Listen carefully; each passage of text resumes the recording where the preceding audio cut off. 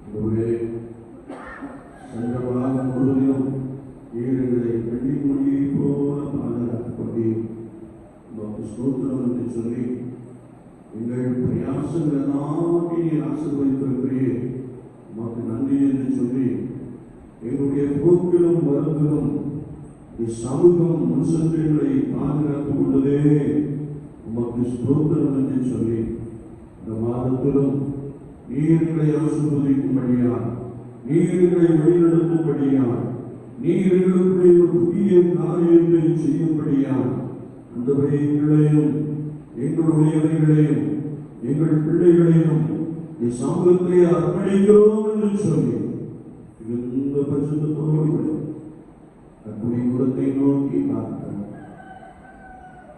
இதோ நான் புதிய காரியத்தை செய்கிறேன் என்று சொல்கிறார். ஆண்டவருடைய வாழ்க்கையிலே கடைபிடித்து போன எல்லா நன்மைகளையும் கொடுக்கும்படியா நெடுநாளாய் காத்திருக்கின்ற இந்த அனுபவத்திலே கர்த்தர் இந்த மாதத்திலும் ஒரு புதிய காரியங்களை செய்யும்படியா ஆண்டவரே என்னை அர்ப்பணிக்கிறேன் என்று சொல்லி, என்னை தாழ்த்துகிறேன் என்று சொல்லி நம்மை முற்றிலுமாய் கர்த்தருடைய சமூகத்திலே தாழ்த்தி கொள்வோம். தேவ பிரசன்னமே இறங்கியே வந்திடுவதே, தேவ பிரசன்னமே இறங்கியே வந்திடுவதே, தேவனின் மகிமை நம்மை எல்லாம் பரிசுத்த ஸ்தலத்தில் மூடுதே, தேவனின் மகிமை நம்மை எல்லாம் பரிசுத்த ஸ்தலத்தில் மூடுதே. ஓ தேவ பிரசன்னமே இறங்கியே வந்திடுதே, தேவ பிரசன்னமே இறங்கியே வந்திடுதே, தேவ பிரசன்னமே இறங்கியே வந்திடுதே, தேவ பிரசன்னமே இறங்கியே வந்திடுதே, தேவனின் மகிமை நம்மை எல்லாம் பரிசுத்த ஸ்தலத்தில் மூடுதே. தேவனின் நம்மை எல்லாம் பரிசுத்த ஸ்தலத்தில் மூடுதே, தேவ பிரசன்னமே இறங்கியே வந்திடுதே, தேவ பிரசன்னமே இறங்கியே வந்திடுதே.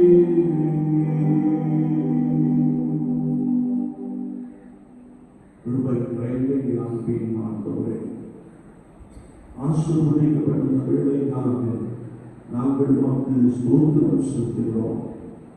இதோ மாநிலோடும் தாகத்தோடும் கர்த்தரை நடத்துவார், கர்த்தரை போஷிப்பார், கர்த்தர் எனக்கு ஒரு புதிய காரியங்களை செய்வார் என்ற நம்பிக்கையோடு சமூகத்துக்குள்ளே தந்து கொண்டிருக்கக்கூடிய நன்மைக்காக ஸ்தோத்திரம். கர்த்தரை பலப்படுத்தும் வார்த்தையை ஒழுங்கு செய்ய இவர்களுடைய அனுப்புவீரா, அடிமை மனைத்து கொள்வீரா. இயேசு கிறிஸ்துவின் நாமத்தில் ஜெபம் கேளும் பரிசுத்த பிதாவே, ஆமென். நாம் யாவரும் அமர்ந்து கொள்வோம். கர்த்தரும் இரட்சகருமாகிய இயேசு கிறிஸ்துவின் நாமத்தினாலே இந்த காலை வேளையில் யாவரையும் அன்போடு வாழ்த்துகிறேன். உங்களுக்கு கிருபையும் தேவ சமாதானமும் உண்டாகும். ஆமென். அல்லேலூயா, அல்லேலூயா. இந்த நாளில் கர்த்தருடைய ஆவியானவர் நமக்கு கொடுக்கிற வார்த்தை ஏசாயா தீர்க்கதரிசி புத்தகம் 43ஆம் அதிகாரம் 15, 16, 17, 18, 19 வசனங்களை நாம் வாசிக்கின்ற பொழுது கர்த்தருடைய வார்த்தை சொல்கிறது, சமுத்திரத்திலே வழியையும் வலிய தண்ணீரிலே பாதையும் உண்டாக்கி என்னும் வார்த்தை நாம் இங்கே வாசிக்கிறோம். கர்த்தருடைய ஆவியானவர் சொல்கிறார், I will make a way for you. நான் ஒரு வழியை உனக்கு உண்டாக்குவேன் என்று சொல்கிறார். கர்த்தரை கர்த்தருடைய நாமத்தை சொல்லுகிறேன். அல்லேலூயா, அல்லேலூயா. வேதம் சொல்லுகிறது, கர்த்தருடைய செயல்பாடுகள், கர்த்தருடைய வழிகள் ஆராய்ந்து முடியாதவைகள் என்பதை நாம் பரிசுத்த வாக்கியங்களிலே மிக அழகாக அறிந்து கொள்ள முடியும். என்னை கேட்டுக்கொண்டிருக்கிற அன்பு தெய்வத்தினமே, கர்த்தருடைய ஆவியானவர் உன்னை பார்த்து சொல்கிறார், நான் உனக்கு ஒரு வழியை உண்டாக்குவேன் என்று சொல்கிறார். ஒருவேளை நம்முடைய வாழ்க்கையின் அனுபவங்களை நாம் பார்க்கின்ற பொழுது ஆண்டவர் இஸ்ரவேல் ஜனங்களை எகிப்தின் அடிமைத்தனத்திலிருந்து அழைத்து வந்த ஒரு காட்சியை குறித்து நாம் யாத்ராகமத்தின் புஸ்தகம் 14ஆம் அதிகாரத்திலே மிக தெளிவாக அறிந்து கொள்ள முடியும். இந்த கர்த்தருடைய ஜனங்கள் எகிப்திலே அடிமைத்தனத்திலே காணப்பட்டார்கள். அவர்கள் மிகவும் கடினமாய் வேலை செய்தார்கள். அவர்கள் மிகவும் கொடுமையாக நடத்தப்பட்டார்கள். ஒருவேளை அவர்களை ஆண்ட பார்வோனின் அதிகாரிகள் அவர்கள் மேலே பாரமான செய்கைகளை சுமத்தினார்கள். பாரமான செயல்பாடுகளை அவர்களுக்கு கொடுத்தார்கள். இவை எல்லாவற்றின் மத்தியிலும் ஒருவேளை நாங்கள் இவ்வளவாய் கஷ்டப்படுகிறோமே என்று சொல்லி எகிப்தில் இருந்த இஸ்ரவேல் ஜனங்கள் ஆண்டவரை நோக்கி கூப்பிட்டார்கள் என்று வேதம் சொல்லுகிறது. அல்லேலூயா, அல்லேலூயா. ஒருவருடைய வாழ்க்கையிலே நீங்கள் பாதை தெரியாமல் நின்று கொண்டிருக்கலாம், அல்லது உங்களை ஆளுகிறவர்கள் இருமாப்பாய் ஆண்டு கொண்டிருக்கலாம், அல்லது நீங்கள் என்ன செய்ய வேண்டும் என்பது உங்களுக்கு தெரியாத ஒரு நிலைப்பாட்டிலே நீங்கள் கடந்து வருகிற ஒரு குடும்பமாக, கடந்து வருகிற ஒரு நபராக காணப்படலாம். இந்த இஸ்ரவேல் ஜனங்கள் கர்த்தரை நோக்கி முறையிட்ட பொழுது கர்த்தருடைய வார்த்தையை நாம் வாசிக்கிறோம். ஆண்டவர் மோசேயை தெரிந்து கொண்டு ஒருவேளை எகிப்தின் அடிமைத்தனத்தில் கிடக்கிற தம்முடைய ஜனங்களை வெளியே அழைத்து வரும்படியால் மோசே பார்வோனோடு கூட பேசினான் என்று வேதம் சொல்லுகிறது. அல்லேலூயா, அல்லேலூயா. பார்வோன் பலவிசை நான் உங்கள் தேவனை ஆராதிக்க உங்களை அனுப்பிவிடுகிறேன் என்று சொல்லியும் அவருடைய இருதயம் கடினப்பட்டது. என்றாலும் ஆண்டவர் மோசேயின் மூலமாக பலவிதமான அற்புதங்களையும் அடையாளங்களையும் செய்தார்.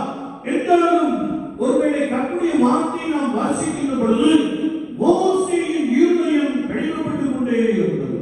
வேதத்தை நாம் வாசிக்கிறோம், எகிப்தின் ஜனங்களுக்குள்ளே அந்த தேவனுக்கு வாழ்ந்து கொண்டிருந்த அந்த எகிப்து தேசத்து ஜனங்களுக்குள்ளே ஆண்டவர் 10 விதமான வாதைகளை அனுப்பினார். வேதத்தை நாம் வாசிக்கின்ற பொழுது இந்த வாதைகள் எல்லாம் தேவனால் உண்டாயிற்று என்று அறிந்து இஸ்ரவேல் ஜனங்களை எகிப்தின் அடிமைத்தனத்திலிருந்து அனுப்பிவிடுகிற ஒரு காட்சியை நாம் பார்க்கிறோம். கர்த்தரை கர்த்தருடைய நாமத்தை ஸ்தோத்திரிப்போம். அல்லேலூயா, அல்லேலூயா. வேதத்தை நாம் தொடர்ந்து வாசிக்கின்ற பொழுது அவர்கள் எகிப்தின் அடிமைத்தனத்திலிருந்து வெளியே வந்தபோது வேதம் சொல்லுகிறது, மோசே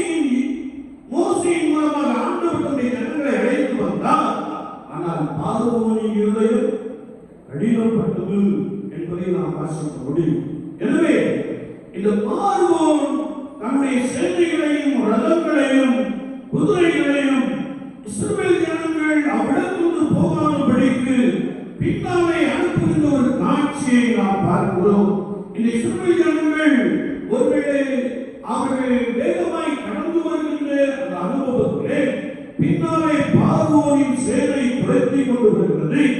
முன்னாலே சிவந்த சமுத்திரம் தடையாக இருக்கிற ஒரு காட்சியை நாம் பார்க்க முடியும்.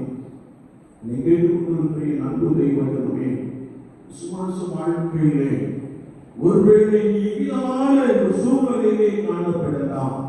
எவ்வளவோ பிரயாசப்படுகிறோம், எவ்வளவோ நாங்கள் பாவத்தின் அடிமைத்தனத்திலிருந்து வெளியே வந்துவிட வேண்டும் என்று எண்ணுகிறோம், எவ்வளவாய் நாங்கள் கர்த்தரை பின்பற்ற வேண்டும் என்று எண்ணுகிறோம்.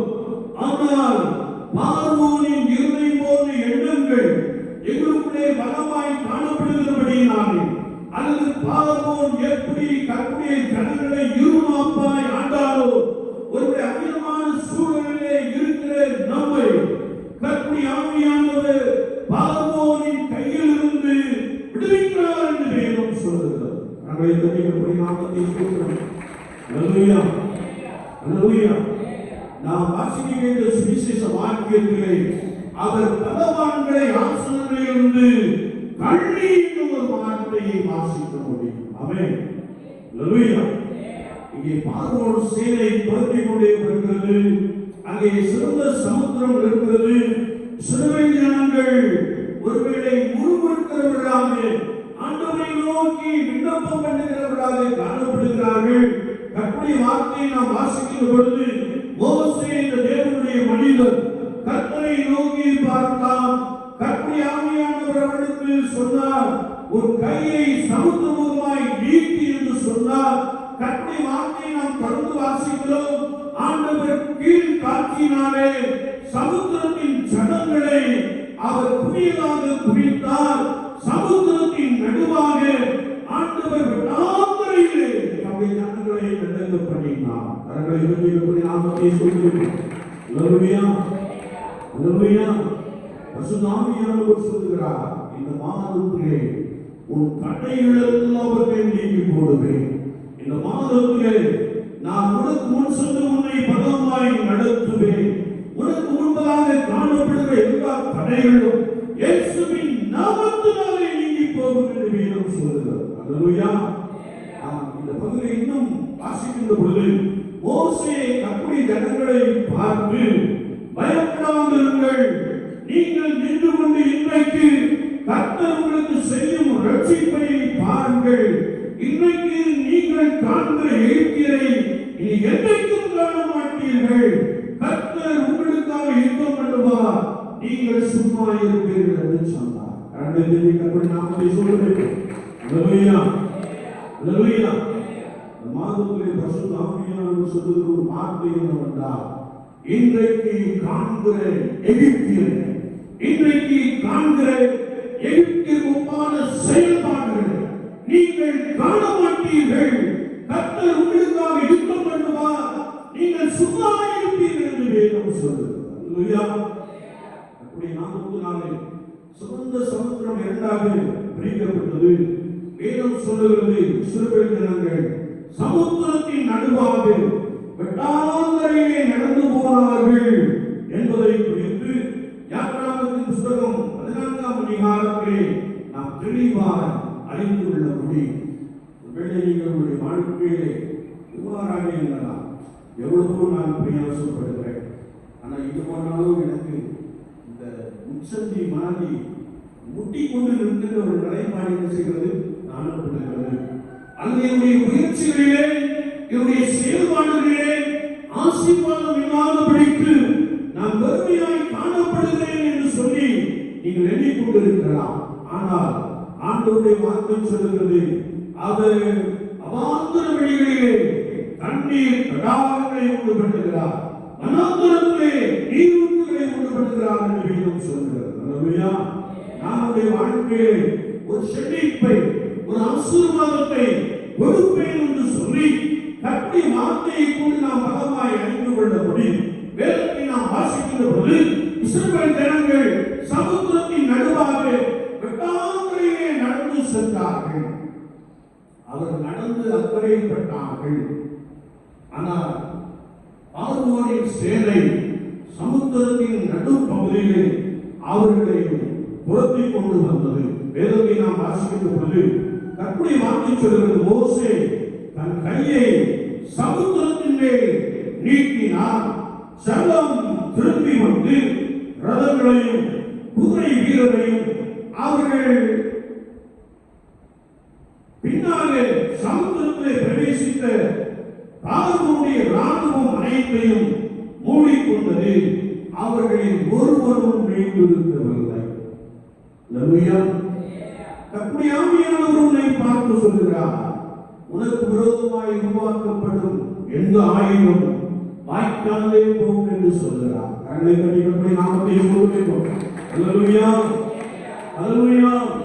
என்னை கேட்டுக் கொண்டிருக்கிற என் அன்பு சகோதரனே, சகோதரியே, கர்த்தருடைய ஆவியானவர் கர்த்தருடைய ஜனங்களோடு இருந்து பார்வோனின் சேனை சமுத்திரத்திலே கவிழ்த்து போட்டார். ஒருவரும் மீந்திருக்கவில்லை என்று வேதம் சொல்கிறது. அல்லேலூயா. விசுவாச வாழ்க்கையிலே நாம் கர்த்தரை நோக்கி பார்க்கின்ற பொழுது அவர் நமக்கு வழியை உண்டாக்குகிறார். ஆமென். I will make the way for you என்று சொல்கிறார். நான் உனக்காக வழியை உண்டாக்குவேன். உங்க வாழ்க்கையிலே அற்புதங்களை செய்வேன். உங்க வாழ்க்கையிலே அதிசயங்களை செய்வேன். நீ என்னை நோக்கி பார்க்கின்ற பொழுது ஆண்டவர் இந்த மாதத்திலே உனக்கு போதுமானவராக இருக்கிறார். கரங்களை தட்டி கர்த்தருடைய நாமத்தை சொல்லுவோம். அல்லேலூயா, அல்லேலூயா. ஏசாயா தீர்க்கதரிசி புத்தகம் 43ஆம் அதிகாரத்தை நாம் வாசிக்கின்ற பொழுது, நீ தண்ணீர்களை கடக்கும் போது நான் உன்னோடு இருப்பேன். நீ ஆறுகளை கடக்கும் போது அவைகள் உன்னை பரவுவதில்லை. நீ அக்கினியில் நடக்கும் போது வேகாதிருப்பாய். அக்கினி சுவாலை உன்னை பற்றாது. ஏனென்றால் கர்த்தருடைய வார்த்தை சொல்கிறது, கர்த்தருடைய ஆவியானவர் சத்துருக்கு விரோதமாக குடியேற்றுவேன் என்று சொல்கிறார். அல்லேலூயா, அல்லேலூயா. பயந்து பயந்து வாழ்ந்த வாழ்க்கை போல் ஆண்டவர் நம்மை பார்த்து சொல்கிறார், பயப்படாதே, பயப்படாதே, நான் உன்னோடு கூட இருக்கிறேன், நான் உன்னோடு கூட இருக்கிறேன். நான் உனக்காக செய்யும் காரியம் மிகவும் பயங்கரமாக இருக்கும் என்ற வார்த்தையின்படியே ஆண்டவரோடு உங்களை பலமாய் வழிநடத்தி செல்ல இந்த மாதத்தில் உங்களுக்கு முன்பதாக காணப்படுகிற எல்லா தடைகளையும் நீக்கி போட கர்த்தர் உனக்கு முன்னே போவார் என்ற வார்த்தையின்படி அவர் உங்களுக்கு முன் சென்று உங்களை பலமாய் நடத்துவார். அல்லேலூயா. நாம் இந்த 16ஆம் வார்த்தையை வாசிக்கின்ற பொழுது ஏசாயா தீர்க்கதரிசி புத்தகம் 43ஆம் அதிகாரம் 16ஆம் வார்த்தையை வாசிக்கின்ற பொழுது சமுத்திரத்திலே வழியையும் வலிய தண்ணீர்களிலே பாதை உண்டாக்கி என்று வேதம் சொல்கிறது. அல்லேலூயா. கர்த்தர் நம்மை நடுநடுவே எப்படி செய்தாரோ அப்படி உங்களுக்கு செய்ய போதுமானவராக இருக்கிறார். 17ஆம் வார்த்தை சொல்கிறது, ரதங்களையும் குதிரைகளையும் ராணுவங்களையும் பராக்கிரமசாலிகளையும் புறப்பட பண்ணி அவைகள் எழுந்திருக்காதபடிக்கு ஒருமித்து விழுந்து கிடக்கிறோம். ஒரு திரி அணைவது போல அவைகள் அணைந்து போக பண்ணுகிற கர்த்தர் என்று சொல்கிறார். நாமத்தை சொல்கிறோம். அல்லேலூயா, அல்லேலூயா. ஒரு திரி அணைந்து போவது போல என்று அவர் சொல்கிறார். அவருக்கு விரோதமாய் எழுப்பி இருக்கிறவர்களை கர்த்தர் அணைந்து போக பண்ணுவேன் என்று சொல்கிறார். நாமத்தை சொல்கிறோம். அல்லேலூயா, அல்லேலூயா. எனவே கர்த்தருடைய ஆவியானவர் சொல்கிறார், முந்தினவர்களை நினைக்க வேண்டாம், பூர்வமானவர்களை சிந்திக்க வேண்டாம், இதோ நான் புதிய காரியத்தை செய்கிறேன் என்று சொல்கிறார். எத்தனை பேர் விசுவாசிக்கிறீங்க? அல்லேலூயா, அல்லேலூயா. ஆண்டவர் உங்களுக்காக ஒரு புதிய காரியத்தை, ஒரு புதிய வழியை உண்டாக்குகிறார். அது இந்த மாதத்திலே நடக்கும் என்று சொல்கிறார். நீங்கள் எப்படி ஆண்டவர் இஸ்ரவேல் ஜனங்களை வழிநடத்தினாரோ, அவர்கள் எப்படி கர்த்தருக்காக சாட்சிகளாய் எழுப்பி நின்றார்களோ, அப்படியே கர்த்தர் உங்களை எழுப்புவேன் என்று சொல்கிறார். அல்லேலூயா. எனவே நீங்கள் கவலைப்பட வேண்டாம், நீங்கள் கவலைப்பட வேண்டாம். வேதம் சொல்கிறது, உங்களை ஆளுகிறவர்கள் இருமாப்பாய் ஆளுகிறார்கள். அவருடைய திரி அணைந்து போகும் என்று சொல்கிறார். அவருடைய செயல்பாடுகள் அற்றுப்போம் என்று சொல்கிறார். வேதனைக்குள்ளும் பாடுகளுக்குள்ளும் கடந்து செல்கின்ற அனுபவத்திலே உனக்கு விரோதமாய் எடுக்கிற எந்த ஆயுதங்களையும் கர்த்தர் இந்த மாதத்திலே முறித்து போடுவேன் என்று சொல்கிறார். அல்லேலூயா, அல்லேலூயா. ஆவியானவர் சொல்கிறார், நான் உனக்கு ஒரு வழியை உண்டாக்குவேன் என்று சொல்கிறார். அந்த வழியிலே கர்த்தர் நம்மை அற்புதங்களினால், அடையாளங்களினால், அதிசயங்களினால் நடத்தி செல்ல போதுமானவராக இருக்கிறார். காலையில அந்தவரே எனக்கு ஒரு வழியை உண்டாக்கும் என்று சொல்லி நம்மை கர்த்தருடைய சமூகத்திலே அர்ப்பணித்துக் கொள்வோம். எப்படி சொல்கிறே சமுத்திரத்தின் நடுவாக தாங்களை நடத்தி வந்தார்கள், அப்படியே ஆண்டவர் உங்களையும் நடத்த போதுமானவராக இருக்கிறார். உங்களுக்கு விரோதமான எல்லா செயல்பாடுகளையும் அட்டு பண்ண போதுமானவராக இருக்கிறார். வேதத்திலே நாம் வாசிக்கின்ற பொழுது பலவான்களை ஆசனங்களில் தள்ளி தாழ்மையானவர்களை உயர்த்தினார், பசியுள்ளவர்களை நன்மையினால் நிரப்பி ஐஸ்வர்யமுள்ளவர்களை வெறுமையாய் அனுப்பிவிட்டார் என்ற ஒரு வார்த்தையை நாம் வாசிக்க முடியும். அவர் தம்முடைய தாசனாகிய இஸ்ரவேலை ஆசீர்வதித்தார். அல்லேலூயா. இஸ்ரவேலை ஆதரித்தார். அல்லேலூயா. நாமெல்லாம் யார்? இஸ்ரவேல். நாம் பிரித்தெடுக்கப்பட்டவர்கள். கர்த்தருக்கு பரிசுத்தமாய் வாழும்படியாக பிரித்தெடுக்கப்பட்டிருக்கிற இந்த அனுபவத்திலே இந்த மாதத்தை ஆண்டவர் புதிய ஆசீர்வாதத்தை, ஒரு புதிய வழியை, ஒரு புதிய கிருபையை, ஒரு புதிய சமாதானத்தை, ஒரு புதிய மகிழ்ச்சியை உங்களுடைய வாழ்க்கையிலே நன்மையாய் கொடுப்பேன் என்று சொல்கிறார். இனி சத்துரு உன் வழியாக கடந்து வருவதில்லை. ஏனென்றால் சத்துருக்கு விரோதமாக ஆவியானவர் கொடியேற்றினார். அல்லேலூயா, அல்லேலூயா. பயப்படாதவர்கள் இன்றைக்கு காண்கிற இயற்கையை இனி நீங்கள் காண்பதில்லை. கர்த்தர் உங்களுக்காக யுத்தம் பண்ணுகிறார். கர்த்தர் உங்களுக்காக பெரிய காரியங்களை செய்கிறார். ஆண்டவரே, எனக்காக பெரிய நன்மைகளை தாரும் என்று சொல்லி நம்மை கர்த்தருடைய சமூகத்திலே காண்பிக் கொள்வோம். பரிசுத்தத்தின் மேல் பரிசுத்தம் அடைவோம். மகிமையின் மேல் மகிமையை பெற்று ஜீவனுள்ள தேவனாகிய கர்த்தராகிய இயேசு கிறிஸ்துவை நெருங்கி சேர்வோம். அவரையே நோக்கி பார்ப்போம். அவருடைய வாழ்க்கையை ஆராய்ந்து முடியாத பெரிய காரியங்களையும் எண்ணி முடியாத அதிசயங்களையும் செய்கிறார். ஆமென். அல்லேலூயா. ஆண்டவர் நாமே இந்த வார்த்தைகளை கொண்டு உங்களை பலமாய் வழிநடத்துவாராக. ஆமென், ஆமென்.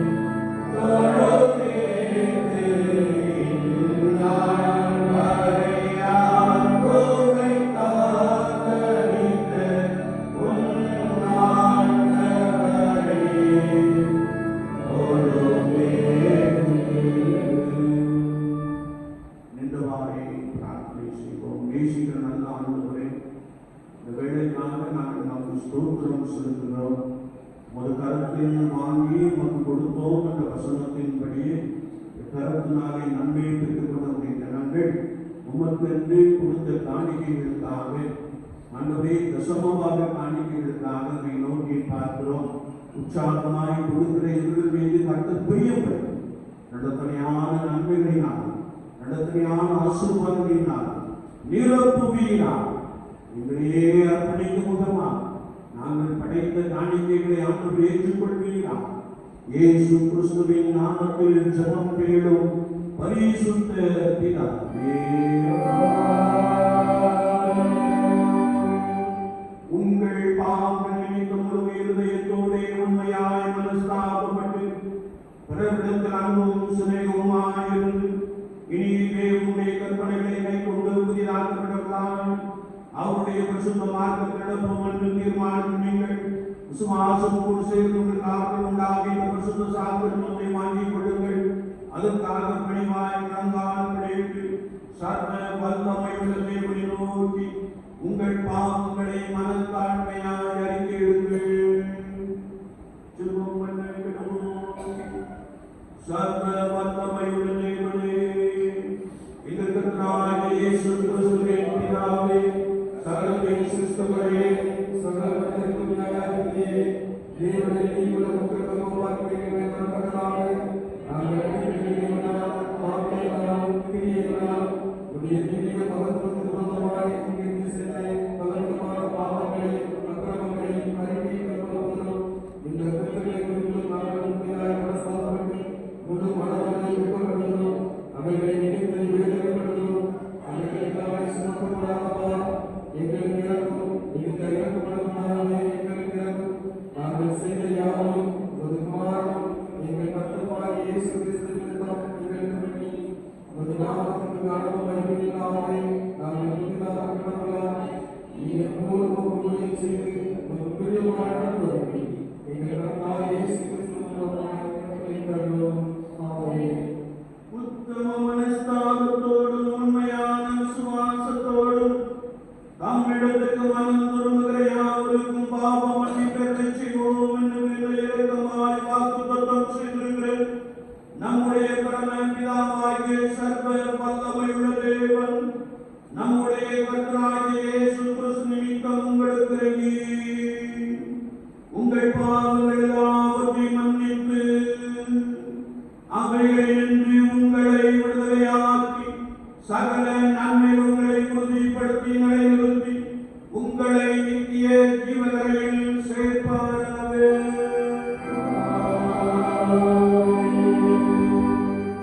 தமிழத்தில் உண்மையாய் மனதிற்கிற யாவருக்கும் நமது இரட்சகராகிய கிறிஸ்து ரோமத்துக்கான வார்த்தைகளை கேளுங்கள். வருத்தப்பட்டு பாரம் சுமக்கிறவர்களே, நீங்கள் எல்லாரும் நடந்து வாருங்கள், நான் உங்களுக்கு இளைப்பாறுதல் தருவேன். தேவன் தம்முடைய பேரான குமாரனை விசுவாசிக்கிறவன் எவனோ அவன் கெட்டுப் போகாமல் நித்திய ஜீவனை அடைந்து அவரை நண்பர்கள் இவ்வளவாய் உலகத்தில் நம்பு கொண்டார். பரிசுத்த பவுல் சொல்லியிருக்கிறதை கேளுங்கள். பாவிகளை ரட்சிக்கிற கிறிஸ்து இயேசு உலகத்தில் வந்தார் என்கிற வார்த்தை உண்மையும் எல்லா அங்கீகரிப்புக்கும் மாத்திரமுமானது. பரிசுத்த யோவான் சொல்லியிருக்கிறதை கேளுங்கள். ஒருவன் பாவம் செய்வானேயானால் நீதிபதியாகிய இயேசு கிறிஸ்து நமக்காக நம்மிடத்தில் பரிந்து பேசுகிறவராய் இருக்கிறார். நம்முடைய பாவங்களை நிவர்த்தி செய்கிற கிருபாதாரமே அவரே.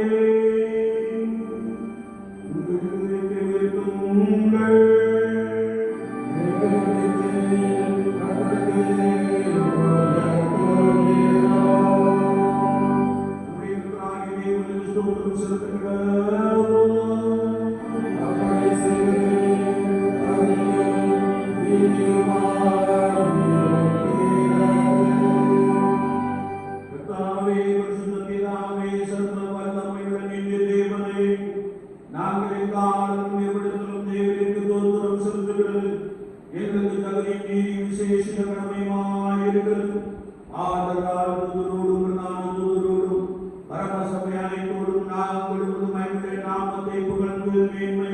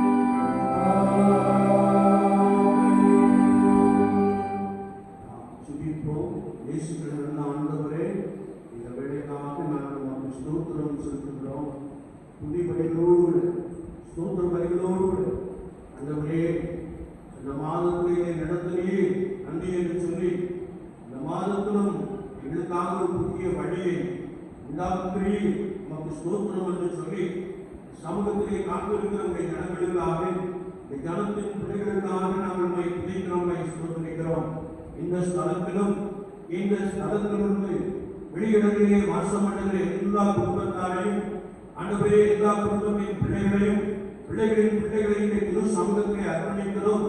கர்த்தர் ஒவ்வொருவரையும் பலப்படுத்துவீராக, ஒவ்வொருவருக்கும் கர்த்தருடைய ஆசீர்வாதம் நிறைவாய் கடந்து வரும்படியால் தடைகளை நீக்கி போட்டு புதிய ஆசீர்வாதங்களினாலே புதிய வல்லமையினாலே புதிய கிருபையினாலே ஒவ்வொரு குடும்பத்தையும் பலமாய் நிரப்பும்படியாய் வேண்டுகிறோம். இந்த கிராமத்திற்காய் ஸ்தோத்திரம். இந்த கிராமமும் இந்த கிராமத்தில் உள்ள எல்லா சகோதர குடும்பத்தாரும் கர்த்தருடைய நாமத்தினாலே மிகவும் ஆசீர்வதிக்கப்படவும் பலுகவும் பெருகவும் பண்ணும்படியாய் உடைய சமூகத்திலே வேண்டுகிறோம்.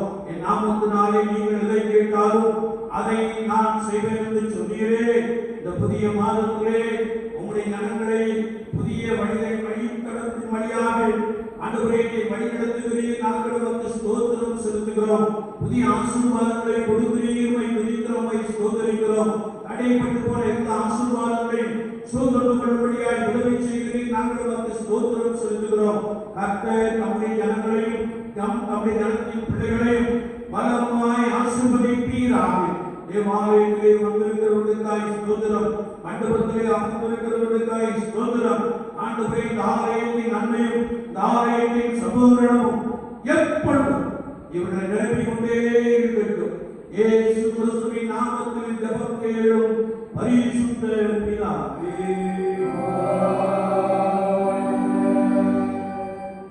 எல்லாம் புதிய மேலான தேவ சமாதானம் உங்களோடே இருந்து நீங்கள் தேவனை உம்முடைய குமாரனாகிய நம் நாமத்திலே இயேசு கிறிஸ்துவை பற்றி அறிவிலும் அன்பிலும் நிலைத்திருக்கும்படி உங்கள் இருதயத்தையும் சிந்தையும் காக்க கடவுளே. பிதா குமாரன் பரிசுத்தாவியுமாகிய சர்வ வல்லமை கொண்ட தேவனுடைய ஆசீர்வாதம் உங்களுக்குள்ளே இருந்து எப்பொழுதும் உங்களோடே நிலைத்திருக்க கடவுளே.